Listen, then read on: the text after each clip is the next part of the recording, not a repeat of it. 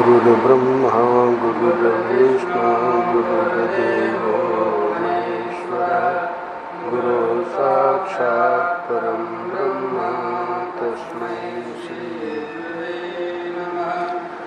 रामं रामानुजं सीतां भरतं भरतानुजं सुग्रीवं वायुसूनुं च प्रणमामि पुनः पुनः नमोऽस्तु रामाय सलक्ष्मणाय देव्यै च तस्यै जनकात्मजायै नमोऽस्तु रुद्रेन्द्रयमानिलेभ्यो नमोऽस्तु चन्द्रार्कमरुद्गणेभ्यः नारायण नारायण नारायण नारायण। श्रीमद् वाल्मीकि रामायण का सुंदरकांड का 43वां अध्याय कल पूरा हुआ। अब हनुमान जी ने यहाँ लंका में इन राक्षसों का कितना बल है ये पता लग जाए, तो इसके लिए वहाँ प्रमदावन को विध्वंस कर दिया और चैत्य प्रसाद को भी तोड़ दिया, जो कुल देवताओं का मंदिर था। तो प्रहस्त पुत्र जम्बूमाली को भेजा रावण ने। 44वें अध्याय में वर्णन करते हैं कि राक्षस राज रावण की आज्ञा पाकर प्रहस्त का बलवान पुत्र जम्बूमाली, जिसकी दाढ़ी बहुत बड़ी थी, हाथ में धनुष लिए राजमहल से बाहर निकला। वह लाल रंग के फूलों की माला और लाल रंग के ही वस्त्र पहने हुए था। उसके गले में हार और कानों में सुंदर कुंडल शोभा दे रहे थे। उसकी आंखें घूम रही थी। वह विशाल काय, क्रोधी और संग्राम में दुर्जय था। उसका धनुष इंद्र धनुष के समान विशाल था। उसके द्वारा छोड़े जाने वाले बाण भी बड़े सुंदर थे। जब वह वेग से उस धनुष को खींचता तब उससे वज्र और अश्नि के समान गड़गड़ाहट पैदा होती थी। उस धनुष की महती टंकार ध्वनि से संपूर्ण दिशाएं, विदिशाएं और आकाश सभी सहसा गूंज उठे। वह गधे जूते हुए रथ पर बैठकर आया था। उसे देखकर वेगशाली हनुमान जी बड़े प्रसन्न हुए और जोर जोर से गर्जना करने लगे। महातेजस्वी जम्बूमाली ने महाकपि हनुमान जी को फाटक के छज्जे पर खड़ा देख उन्हें तीखे बाणों से बींधना आरंभ कर दिया। उसने अर्धचंद्र नामक बाण से उनके मुख पर, करणी नामक एक बाण से मस्तक पर और 10 नाराचों से, ये भी एक प्रकार के बाण होते हैं, उन कपीश्वर की दोनों भुजाओं पर गहरी चोट की। उसके बाण से घायल हुआ हनुमान जी का लाल मुंह शरद ऋतु में सूर्य की किरणों से विद्ध हो खिले हुए लाल कमल के समान शोभा पा रहा था। रक्त से रंजित हुआ उनका वह रक्त वर्ण का मुख ऐसी शोभा पा रहा था मानो आकाश में लाल रंग के विशाल कमल को स्वर्णमय जल की बूंदों से सींच दिया गया, उस पर सोने का पानी चढ़ा दिया गया। राक्षस जम्बूमाली के बाणों की चोट खाकर महाकपि हनुमान जी कुपित हो उठे। उन्होंने अपने पास ही पत्थर की बहुत बड़ी चट्टान पड़ी देखी और उसे वेग से उठाकर उन बलवान वीर ने बड़े जोर से उस राक्षस की ओर फेंका। किंतु क्रोध में भरे उस राक्षस ने 10 बाण मारकर उस प्रस्तर शिला को तोड़ फोड़ डाला। अपने उस कर्म को व्यर्थ हुआ देख प्रचंड पराक्रमी और बलशाली हनुमान ने एक विशाल साल का वृक्ष उखाड़कर उसे घुमाना आरंभ किया। उन महान बलशाली वानर वीर को साल का वृक्ष घुमाते देख महाबली जम्बूमाली ने उनके ऊपर बहुत से बाणों की वर्षा की। जम्बूमाली ने 4 बाणों से साल वृक्ष को काट गिराया, 5 बाणों से हनुमान की भुजाओं में, 1 बाण से उनकी छाती में और 10 बाणों से उनके दोनों स्तनों के मध्य भाग में चोट पहुंचाई। बाणों से हनुमान जी का सारा शरीर भर गया। फिर तो उन्हें बड़ा क्रोध हुआ और उन्होंने उसी परिख को उठाकर उसे बड़े वेग से घुमाना आरंभ किया। वो परीख जिससे पहले सबको मारा था, किंकरों को। अत्यंत वेगवान और उत्कट बलशाली हनुमान ने बड़े वेग से घुमाकर उस परीख को जम्बूमाली की विशाल छाती पर दे मारा। फिर तो न उसके मस्तक का पता लगा और न दोनों भुजाओं तथा घुटनों का ही, न धनुष बचा न रथ, न वहाँ घोड़े दिखाई दिए और न बाण ही। उस परीघ से वेगपूर्वक मारा गया महारथी जम्बूमाली चूर चूर हुए वृक्ष की भांति पृथ्वी पर गिर पड़ा।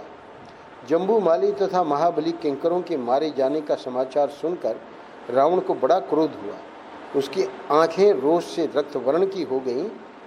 अंतिम श्लोक में महाबली प्रहस्त पुत्र जम्बूमाली के मारे जाने पर निशाचर राज रावण के नेत्र रोष से लाल होकर घूमने लगे।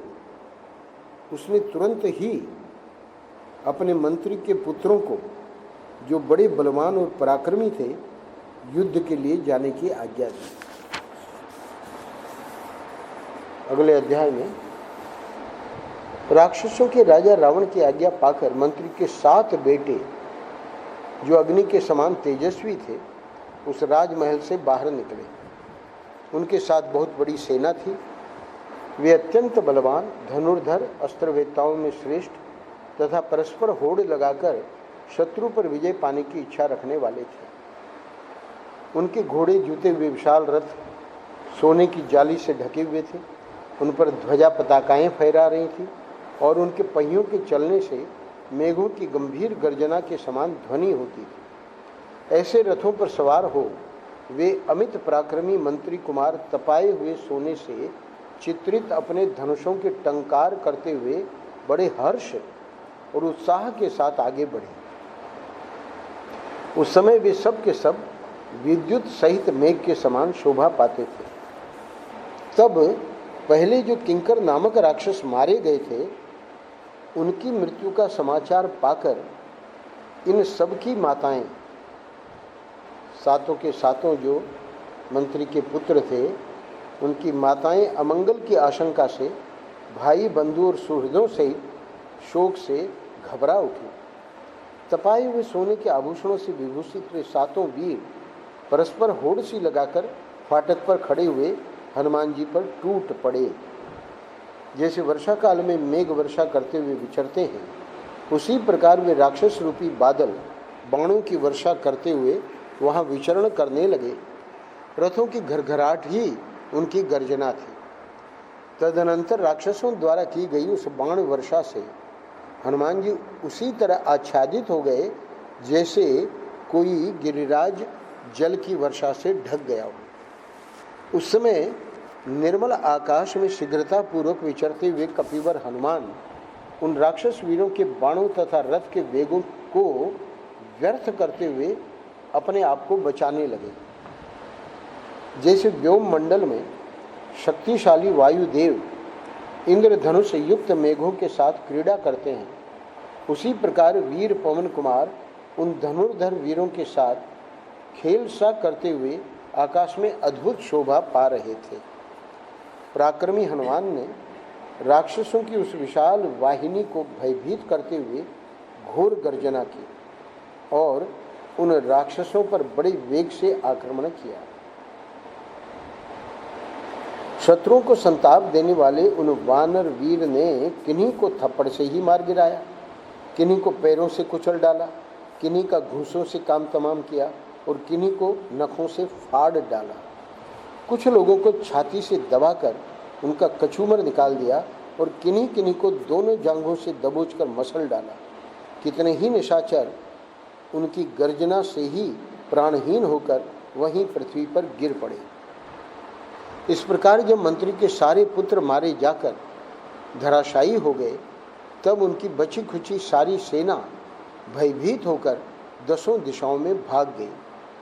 उस समय हाथी वेदना के मारे बुरी तरह से चिघाड़ रहे थे, घोड़े धरती पर मरे पड़े थे तथा जिनके बैठक ध्वज और छत्र आदि खंडित हो गए थे, ऐसे टूटे हुए रथों से समूची रणभूमि पट गई थी।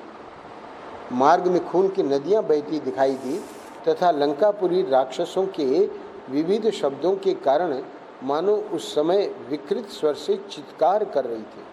अंतिम श्लोक। प्रचंड पराक्रमी और महाबली वानर वीर हनुमान जी उन बढ़े चढ़े राक्षसों को मौत के घाट उतारकर दूसरे राक्षसों के साथ युद्ध करने की इच्छा से फिर उसी फाटक पर जा पहुंचे।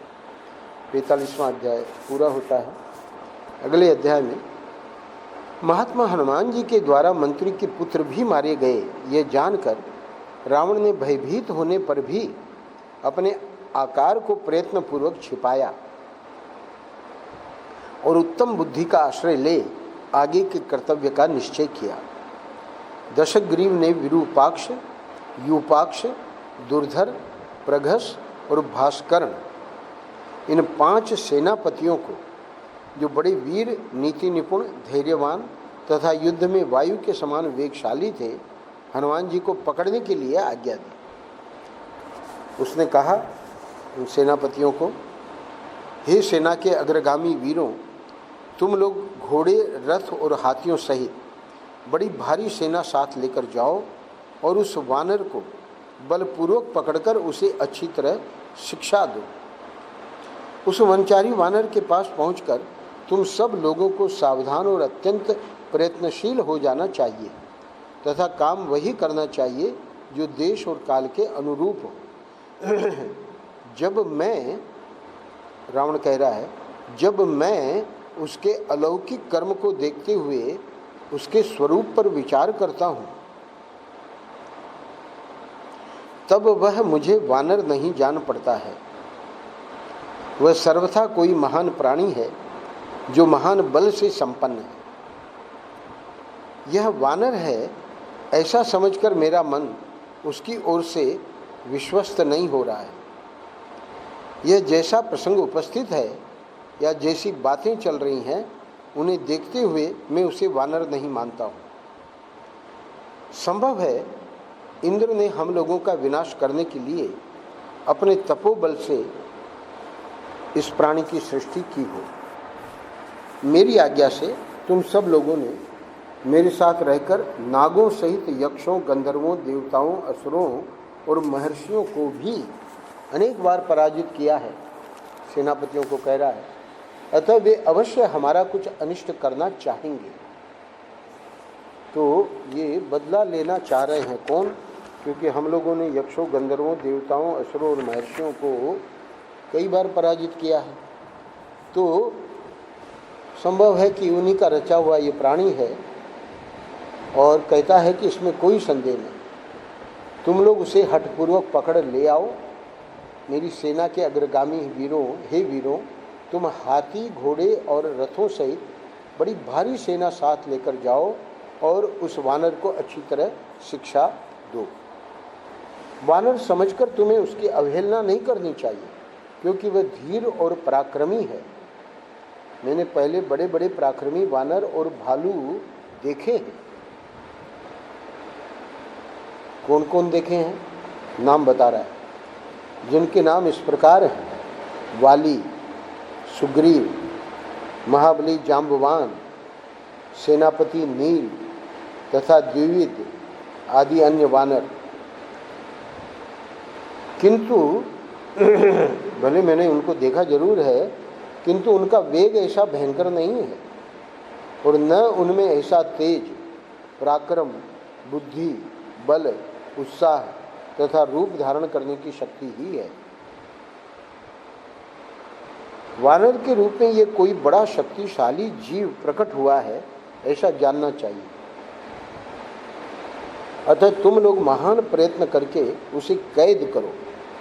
भले ही इंद्र सहित देवता, असुर, मनुष्य एवं तीनों लोक उतर आए, वे रणभूमि में तुम्हारे सामने ठहर नहीं सकते। तथापि सम्रांगण में विजय की इच्छा रखने वाले नीतिज्ञ पुरुष को यत्नपूर्वक अपनी रक्षा करनी चाहिए। क्यों करनी चाहिए? क्योंकि युद्ध में सफलता अनिश्चित होती है। जय भी हो सकती है, पराजय भी हो सकती है। स्वामी की आज्ञा स्वीकार करके वे सब के सब अग्नि के समान तेजस्वी, महान वेगशाली और अत्यंत बलवान राक्षस तेज चलने वाले घोड़ों, मतवाले हाथियों तथा विशाल रथों पर बैठकर युद्ध के लिए चल दिए। वे सब प्रकार के तीखे शस्त्रों और सेनाओं से संपन्न थे।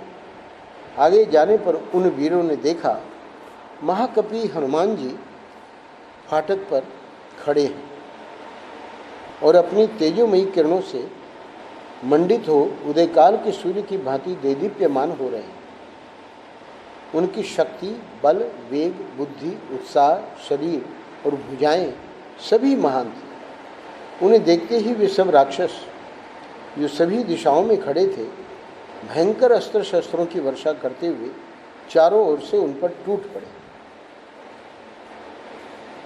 अब जो पांचों के नाम लिए हैं तो एक एक कैसे सामना करता है। निकट पहुंचने पर पहले दुर्धर ने हनुमान जी के मस्तक पर लोहे के बने हुए 5 बाण मारे। वे सभी बाण मर्म भेदी और पैनी धार वाले थे। उनके अग्रभाग पर सोने का पानी दिया गया था जिससे वे पीत मुख दिखाई देते थे। वे 5 बाण उनके सिर पर प्रफुल्लक कमल दल के समान शोभा पा रहे थे। मस्तक में उन 5 बाणों से गहरी चोट खाकर वानर वीर हनुमान जी अपनी भीषण गर्जना से 10 दिशाओं को प्रतिध्वनित करते हुए आकाश में ऊपर की ओर उछल पड़े। तब रथ में बैठे हुए महाबली वीर दुर्धर ने धनुष चढ़ाए कई 100 बाणों की वर्षा करते हुए उनका पीछा किया। जैसे वो आकाश में उछले तो बाणों को भी उसी दिशा में, आकाश में खड़े हुए उन वानर वीर ने बाणों की वर्षा करते हुए दुर्धर को अपने हुंकार मात्र से उसी प्रकार रोक दिया। यहाँ वर्णन कर रहे हैं वाल्मीकि जी कि हुंकार मात्र से उस सेनापति दुर्धर को उसी प्रकार रोक दिया जैसे वर्षा ऋतु के अंत में वृष्टि करने वाले बादल को वायु रोक देती है। जब दुर्धर अपने बाणों से अधिक पीड़ा देने लगा तब वे परम पराक्रमी पवन कुमार पुनः विकट गर्जना करने और अपने शरीर को बढ़ाने लगे।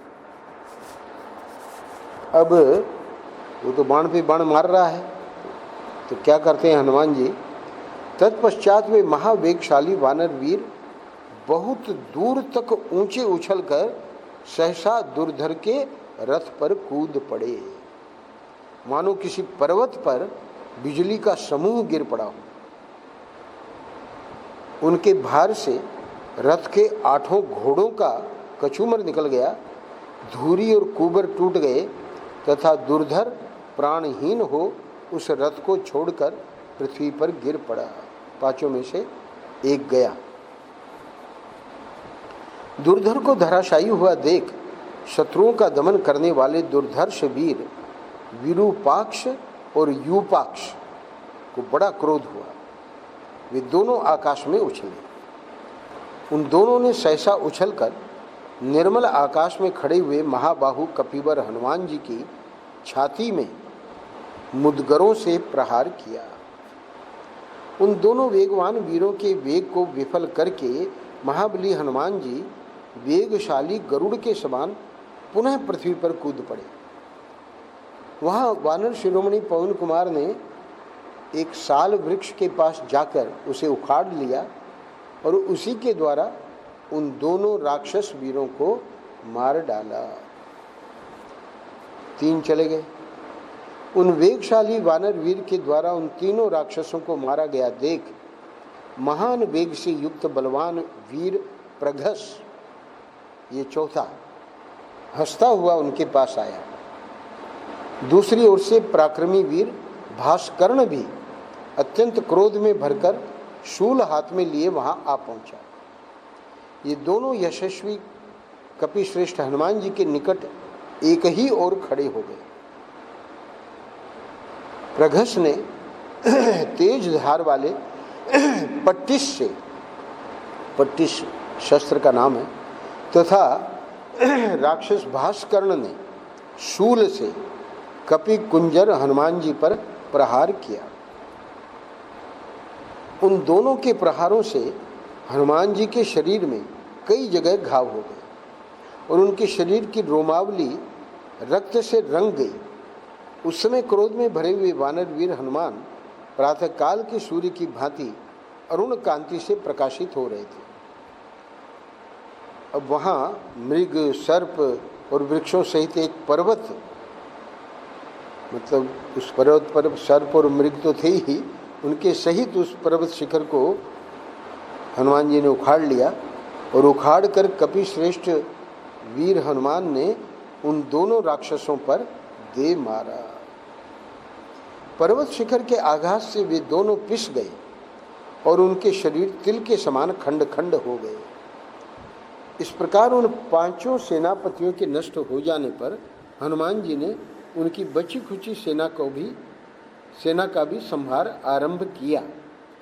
जैसे देवराज इंद्र असुरों का विनाश करते हैं, उसी प्रकार उन वानर वीर ने घोड़ों से घोड़ों का, हाथियों से हाथियों का, योद्धाओं से योद्धाओं का और रथों से रथों का संहार कर डाला। मरे हुए हाथियों और तीव्रगामी घोड़ों से, टूटी हुई धुरी वाले विशाल रथों से तथा मारे गए राक्षसों की लाशों से वहाँ की सारी भूमि चारों ओर से इस तरह पट गई थी कि आने जाने का रास्ता बंद हो गया था। अंतिम श्लोक 46वां अध्याय। इस प्रकार सेना और वाहनों सहित उन पांचों वीर सेनापतियों को रणभूमि में मौत के घाट उतार कर महावीर वानर हनुमान जी पुनः युद्ध के लिए अवसर पाकर पहले की ही भांति फाटक पर जाकर खड़े हो गए। कहते हैं, उस समय वे प्रजा का संहार करने के लिए उद्यत हुए काल के समान जान पड़ते थे। विश्व रूप जब भगवान कृष्ण ने दिखाया 11वें अध्याय में अर्जुन को, दिव्य दृष्टि दी, तो दिव्य दृष्टि से ही वो देख पाया, घबरा गया, पूछा कि आप कौन हैं? तो भगवान ने यही उत्तर दिया कि मैं काल हूँ, यानी काल के रूप में मैं इस समय आया हूँ। इस महाभारत युद्ध जो है, तो यहाँ हनुमान जी काल के जैसे सब दिख रहे हैं। अगले अध्याय में हनुमान जी के द्वारा अपने 5 सेनापतियों को सेवकों और वाहनों सहित मारा गया सुनकर राजा रावण ने अपने सामने बैठे हुए पुत्र अक्षय कुमार की ओर देखा, जो युद्ध में उद्धत और उसके लिए उत्कंठित रहने वाला था। पिता की दृष्टिपात मात्र से प्रेरित हो वह प्रतापी वीर युद्ध के लिए उत्साहपूर्वक उठा। उसका धनुष स्वर्ण जटित होने के कारण विचित्र शोभा धारण करता था। जैसे श्रेष्ठ ब्राह्मणों द्वारा यज्ञशाला में भविष्य की आहुति देने पर अग्निदेव प्रज्वलित हो उठते हैं, उसी प्रकार वह भी सभा में उठकर खड़ा हो गया। वह महापराक्रमी राक्षस शिरोमणि अक्ष प्रातःकालीन सूर्य के समान कांतिमान तथा तपाए हुए सुवर्ण के जाल से आच्छादित रथ पर आरूढ़ हो उन महाकपि हनुमान जी के पास चल दिया। वह रथ उसे बड़ी भारी तपस्याओं के संग्रह से प्राप्त हुआ था। उसमें तपे हुए जाम्बू नदी यानी सुवर्ण की जाली जड़ी हुई थी, पताका फहरा रही थी। उसका ध्वजदंड रत्नों से विभूषित था। उसमें मन के समान वेग वाले 8 घोड़े अच्छी तरह जुते हुए थे। मन की गति से चलने वाले घोड़े। देवता और असुर कोई भी उस रथ को नष्ट नहीं कर सकते थे। उसकी गति कहीं रुकती नहीं थी। वह बिजली के समान प्रकाशित होता और आकाश में भी चलता था। उस रथ को सब सामग्रियों से सुसज्जित किया गया था। उसमें तरकस रखे गए थे। 8 तलवारों के बंधे रहने से वह और भी सुंदर दिखाई देता था। उसमें यथास्थान शक्ति और तोमर आदि अस्त्र शस्त्र क्रम से रखे गए थे। चंद्रमा और सूर्य के समान दीप्तिमान तथा सोने की रस्सी से युक्त युद्ध के समस्त उपकरणों से सुशोभित उस सूर्य तुल्य तेजस्वी रथ पर बैठकर देवताओं के तुल्य पराक्रमी अक्षय कुमार राजमहल से बाहर निकला। घोड़े, हाथी और बड़े बड़े रथों की भयंकर आवाज से पर्वतों सहित पृथ्वी तथा आकाश को गूंजाता हुआ वह बड़ी भारी सेना साथ लेकर वाटिका के द्वार पर बैठे हुए शक्तिशाली वीर वानर हनुमान जी के पास जा पहुंचा। सिंह के समान भयंकर नेत्र वाले अक्ष ने वहाँ पहुंचकर लोक संहार के समय प्रज्वलित हुई प्रलयाग्नि के समान स्थित और विस्मय एवं संभ्रम में पड़े हुए हनुमान जी को अत्यंत गर्व भरी दृष्टि से देखा। क्योंकि इधर हनुमान जी भी आश्चर्य कर रहे हैं अक्षय कुमार को देख के, उसके रथ को देख के, तो ये जो है गर्व भरी दृष्टि से हनुमान जी को देख रहा है। उन महात्मा कपि श्रेष्ठ के वेग तथा शत्रुओं के प्रति उनके पराक्रम का और अपने बल का भी विचार करके वह महाबली रावण कुमार प्रलय काल के सूर्य की भांति बढ़ने लगा। हनुमान जी के पराक्रम पर दृष्टिपात करके उसे क्रोध आ गया। अब तक जितने लोगों को मारा सब उसको पता था, अतः स्थिरता पूर्वक स्थित हो उसने एकाग्र चित्त से 3 तीखे बाणों द्वारा रण दुर्जय हनुमान जी को युद्ध के लिए प्रेरित किया। तदनंतर हाथ में धनुष और बाण लिए अक्ष ने यह जानकर कि ये खेद या थकावट को जीत चुके हैं, शत्रुओं को पराजित करने की योग्यता रखते हैं और युद्ध के लिए इनके मन का उत्साह बढ़ा हुआ है, इसीलिए ये गर्वीले दिखाई देते हैं, उनकी ओर दृष्टिपात किया। गले में सुवर्ण के पदक, बाहों में बाजूबंद और कानों में मनोहर कुंडल धारण किए वह शीघ्र पराक्रमी रावण कुमार हनुमान जी के पास आया। उस समय उन दोनों वीरों में जो टक्कर हुई उसकी कहीं तुलना नहीं थी। उनका युद्ध देवताओं और असुरों के मन में भी घबराहट पैदा कर देने वाला था। कपि श्रेष्ठ हनुमान और अक्षय कुमार का वह संग्राम देखकर भूतल के सारे प्राणी चीख उठे।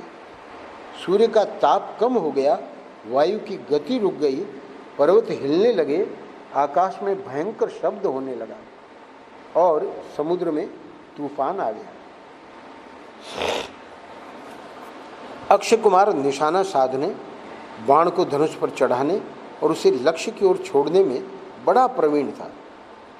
उस वीर ने विषधर सर्पों के समान भयंकर सुवर्णमय पंखों से युक्त सुंदर अग्रभाग वाले तथा पत्र युक्त 3 बाण हनुमान जी के मस्तक में मारे। उन तीनों की चोट हनुमान जी के माथे में एक साथ ही लगी, इससे खून की धारा गिरने लगी। वे उस रक्त से नहा उठे और उनकी आंखें घूमने लगी। उस समय बाण रूपी किरणों से युक्त हो वे तुरंत के उगे हुए अंशुमाली सूर्य के समान शोभा पाने लगे। तदनंतर वानर राज के श्रेष्ठ मंत्री हनुमान जी राक्षस राज रावण के राजकुमार अक्ष को अति उत्तम विचित्र आयुध एवं अद्भुत धनुष धारण किए देखकर हर्ष और उत्साह से भर गए और युद्ध के लिए उत्कंठित हो अपने शरीर को बढ़ाने लगे। हनुमान जी का क्रोध बहुत बढ़ा हुआ था, वे बल और पराक्रम से संपन्न थे, अतः मंदराचल के शिखर पर प्रकाशित होने वाले सूर्य देव के समान वे अपनी नेत्राग्निमयी किरणों से उस समय सेना और सवारियों सहित राजकुमार अक्ष को दग्ध सा करने लगे। अपनी आंखों से ही मानो अग्नि के द्वारा सामने वालों को दग्ध कर रहे हैं। तब जैसे बादल श्रेष्ठ पर्वत पर जल बरसाता है, उसी प्रकार युद्ध स्थल में अपने शरासन रूपी इंद्रधनुष से युक्त वह राक्षस रूपी मेघ बाणवर्षी होकर कपि श्रेष्ठ हनुमान रूपी पर्वत पर बड़े वेग से बाणों की वृष्टि करने लगा। रणभूमि में अक्षय कुमार का पराक्रम बड़ा प्रचंड दिखाई देता था। उसके तेज, बल, पराक्रम और बाण सभी बड़े चढ़े थे। युद्ध स्थल में उसकी ओर दृष्टिपात करके हनुमान जी ने हर्ष और उत्साह में भरकर मेघ के समान भयानक गर्जना की। सम्रांगण में बल के घमंड में भरे हुए अक्षय कुमार को उनकी गर्जना सुनकर बड़ा क्रोध हुआ। उसकी आंखें रक्त के समान लाल हो गई। वह अपने बालोचित अज्ञान के कारण, ध्यान दीजिएगा, वह अपने बालोचित अज्ञान के कारण अनुपम पराक्रमी हनुमान जी का सामना करने के लिए आगे बढ़ा। ठीक उसी तरह जैसे कोई हाथी तिनकों से ढके हुए विशाल कूप की ओर अग्रसर होता है। और ये हाथी के बेचारे को पता नहीं है कि वहाँ खड्डा है। उसके बलपूर्वक चलाए हुए बाणों से विद्ध होकर हनुमान जी ने तुरंत ही उत्साहपूर्वक आकाश को विदीर्ण करते हुए से मेघ के समान गंभीर स्वर से भीषण गर्जना की। उस समय दोनों भुजाओं और जांघों को चलाने के कारण हनुमान जी बड़े भयंकर दिखाई देते। उन्हें आकाश में उछलते देख रथियों में श्रेष्ठ और रथ पर चढ़े हुए उस बलवान प्रतापी एवं राक्षस शिरोमणि वीर ने बाणों की वर्षा करते हुए उनका पीछा किया। जैसे जैसे हनुमान जी हवा में उछल की ओर दिख रहे हैं कि पीछे की ओर हट रहे हैं, तो ये रथ से पीछा कर रहा है। उस समय वह ऐसा जान पड़ता था मानो कोई मेघ किसी पर्वत पर ओले और पत्थरों की वर्षा कर रहा हो। उस युद्ध स्थल में मन के समान वेग वाले वीर हनुमान जी भयंकर पराक्रम प्रकट करने लगे। वे अक्षय कुमार के उन बाणों को व्यर्थ करते हुए वायु के पथ पर विचरते और दो बाणों के बीच से हवा की भांति निकल जाते। अक्षय कुमार हाथ में धनुष लिए युद्ध के लिए उन्मुख हो नाना प्रकार के उत्तम बाणों द्वारा आकाश को आच्छादित किए देता था। पवन कुमार हनुमान ने उसे बड़े आदर की दृष्टि से देखा और अब हनुमान जी मन ही मन कुछ सोचने लगे। इतने ही में महामना वीर अक्षय कुमार ने अपने बाणों द्वारा कपिश्रेष्ठ हनुमान जी की दोनों भुजाओं के मध्य भाग छाती में गहरा आघात किया। वे महाबाहु वानर वीर समयोचित कर्तव्य विशेष को ठीक ठीक जानते थे। मुझे क्या करना है उनको पता था। अतः वे रण क्षेत्र में उस चोट को सहकर सिंहनाद करते हुए उसके पराक्रम के विषय में इस प्रकार विचार करने लगे। अब हनुमान जी अक्षय कुमार के पराक्रम के विषय में विचार कर रहे हैं। क्या विचार कर रहे हैं कि यह महाबली अक्षय कुमार बाल सूर्य के समान तेजस्वी है और बालक होकर भी बड़ों के समान महान कर्म कर रहा है। युद्ध संबंधी समस्त कर्मों में कुशल होने के कारण अद्भुत शोभा पाने वाले इस वीर को यहाँ मार डालने की मेरी इच्छा नहीं हो रही है। देखिए हनुमान जी के हृदय में आ रहा है कि इसको नहीं मारना चाहिए। आगे बताएंगे कि मारना ही पड़ेगा। यह महामनस्वी राक्षस कुमार बल पराक्रम की दृष्टि से महान है, युद्ध में सावधान एवं एकाग्र चित्त है तथा शत्रु के वेग को सहन करने में अत्यंत समर्थ है। अपने कर्म और गुणों की उत्कृष्टता के कारण यह नागों, यक्षों और मुनियों के द्वारा भी प्रशंसित हुआ होगा, इसमें संशय नहीं है। हनुमान जी विचार कर रहे हैं, पराक्रम और उत्साह से इसका मन बढ़ा हुआ है। यह युद्ध के मुहाने पर मेरे सामने खड़ा हो मुझे ही देख रहा है। शीघ्रतापूर्वक युद्ध करने वाले इस वीर का पराक्रम देवताओं और असुरों के हृदय को भी कंपित कर सकता है, किंतु यदि इसकी उपेक्षा की गई तो यह मुझे परास्त किए बिना नहीं रहेगा, क्योंकि संग्राम में इसका पराक्रम बढ़ता जा रहा है। अतः अब इसे मार डालना ही मुझे अच्छा जान पड़ता है। बढ़ती हुई आग की उपेक्षा करना कदापि उचित नहीं है। इस प्रकार शत्रु के वेग का विचार कर उसके प्रतिकार के लिए अपने कर्तव्य का निश्चय करके महान बल और पराक्रम से संपन्न हनुमान जी ने उस समय अपना वेग बढ़ाया और उस शत्रु को मार डालने का विचार किया। यहाँ 30वां श्लोक पूरा होता है और ये अध्याय जो है 38 तक चलेगा। तो 8 श्लोक कल हम लोग कर लेंगे, किस प्रकार अक्षय कुमार मारे जाते हैं, और इसके बाद फिर रावण जो है अपने बेटे मेघनाथ को इंद्रजीत को भेजेंगे, वे हनुमान जी को दिव्यास्त्र में ब्रह्मास्त्र में अपने बंधन में बांध लेंगे। नारायण नारायण नारायण। श्री राम